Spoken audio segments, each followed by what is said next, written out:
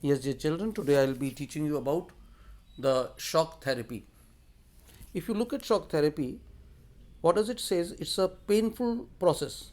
Now, what is shock therapy? It is a process which was done over Russia. In reality, when Russia changed from socialist system to the democratic capitalist system, the method applied was shock therapy. And who administered this system? It was World Bank and IMF. And shock therapy proved to be a very disastrous therapy for Russia because it led to a lot of problems for Russia. If you see in the second column, in the first line, it says there had to be a total shift. And what it meant was that privatization of property had to be done and all the state assets had to be privatized and collective farming was to be replaced by private farming. So by now you have got four features which were to be done and there was no middle path. And in this situation, if you see when Russia came, if the word you look at the word shock therapy, it was very difficult for Russia to adjust. That is why the word shock therapy came. And what do you see? What did it involve? It involved drastic change and sudden change, and the whole economic pattern was to be changed to free trade and foreign direct investments. And what did it lead to? It led to total breakup of the existing trade alliance.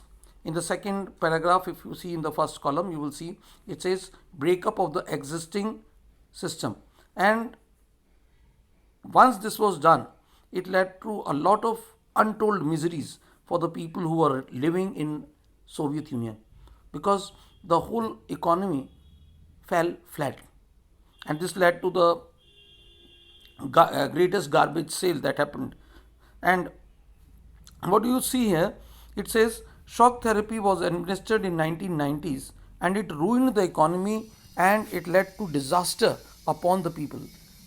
And why? Because whole state controlled industry collapsed. What happened was we see that all the companies collapsed and market forces led to virtual disappearance of the entire industry. And we also remember it as the largest garage sale in history because everything was sold at undervalued price. This means at throwaway prices things were sold. So it led to a great economic loss for the country and it also led to collapse of the whole system. Further, what do I see? It says that the value of money, ruble was the money there, it also declined drastically and the system of agriculture also became totally ineffective, and the life of the people, government withdrew subsidies and the intellectual people also started migrating from the people and mafia emerged.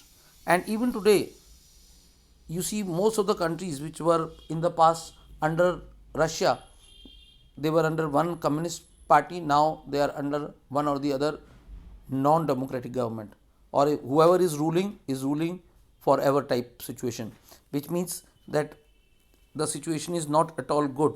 In the next page, what do I see?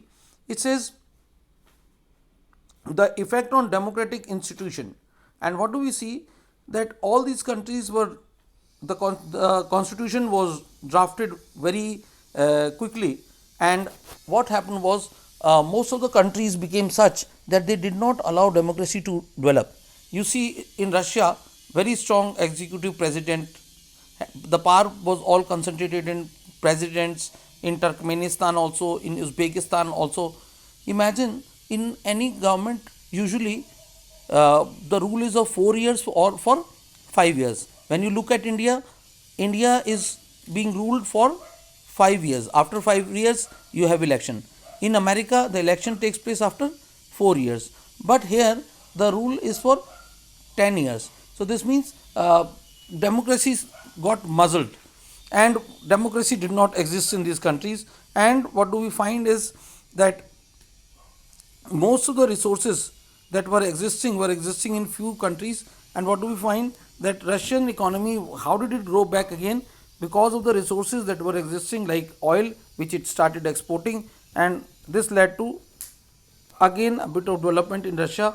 And with this, we complete this topic of the shock therapy. So, if you ask me what is shock therapy, I will say the shock therapy are series of changes introduced by the IMF and World Bank, which led to fast change in Russia, but this change was not very properly administered. Therefore, it led to a shock to the lifestyle of people, and it led to ruins of the industries, lives, and people.